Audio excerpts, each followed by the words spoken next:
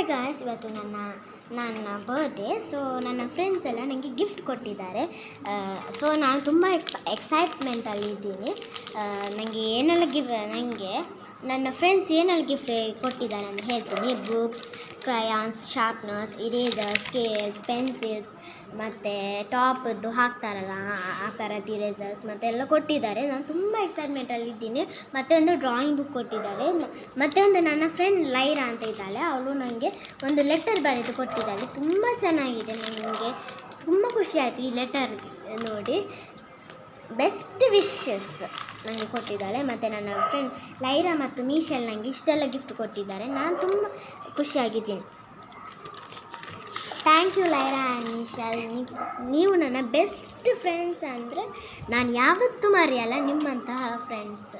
Thank you. ನನ್ನ video ಇಷ್ಟವಾದರೆ like ಮಾಡಿ, ಶೇರ್ ಮಾಡಿ, ಸಬ್ಸ್ಕ್ರೈಬ್ ಮಾಡಿ. ಬಾಯ್. ನೀವು ವಿಶ್ ಮಾಡಿ ನನಗೆ.